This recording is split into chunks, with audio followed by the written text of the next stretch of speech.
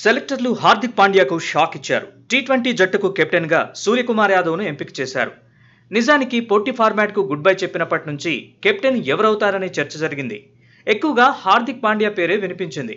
T20 world కప్లో vice కెప్టెన్గాను Pandya వ్యవహరించాడు. దీంతో automatic చాయిస్గా హార్దికే captain అవడం ఖాయమనే వాదన వినిపించింది.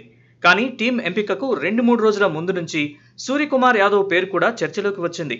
హార్దిక్ వర్సెస్ పాండ్యాగా సీన్ మారేలా చేసింది. ఇప్పుడు సూర్యకుమార్ యాదవ్కే సెలెక్టర్లు జై కొట్టారు. వైస్ కెప్టెన్గా శుభ్మన్ గిల్ను సెలెక్టర్లు ఎంపిక చేశారు. టీ20 జట్టులో యశస్వి జైస్వాల్ చోటు నిలబెట్టుకున్నాడు. రింకు సింగ్, రియాన్ పరాగ్ కూడా జట్టులో ఉన్నారు. వికెట్ కీపర్గా రిషబ్ పంత్ చోటు దక్కించుకున్నాడు.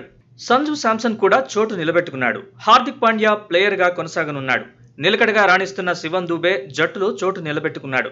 అక్షర్ పటేల్, వాషింగ్టన్ సుందర్, రవి బిష్నోయ్, హర్షదీప్ సింగ్, ఖలీల్ అహ్మద్, సిరాజ్ టీ20 జట్టులో ఉన్నారు. శ్రీలంక టూర్లో వన్డేలకు రోహిత్ శర్మ, విరాట్ కోహ్లీ అందుబాటులో ఉండబోతున్నారు. టీమిండియాలో కీలక పాత్ర పోషించనున్నారు. శుభ్మన్ గిల్ బంపర్ ఆఫర్ కొట్టేశాడు. వన్డే జట్టుకు వైస్ కెప్టెన్గా ఎంపికయ్యాడు. కేఎల్ రాహుల్ మళ్లీ జట్టులోకి వచ్చాడు. వన్డే వరల్డ్ కప్ తర్వాత టీమిండియా తరపున బరిలో దిగే అవకాశాన్ని దక్కించుకున్నాడు. రిషబ్ పంత్ కూడా వన్డేలోకి రీ ఎంట్రీ ఇచ్చాడు. జట్టులో 2 వికెట్ కీపర్లను ఎంపిక చేశారు. శ్రేయస్ అయ్యర్ కూడా వన్డే జట్టులో అవకాశం దక్కించుకున్నాడు. జట్టులో శివం దుబే, కుల్దీప్ యాదవ్, సిరాజ్, వాషింగ్టన్ సుందర్, హర్షదీప్ సింగ్, రియాన్ పరాగ్, అక్షర్ పటేల్, ఖలీల్ అహ్మద్, హర్షిత్ రాణా ఉన్నారు.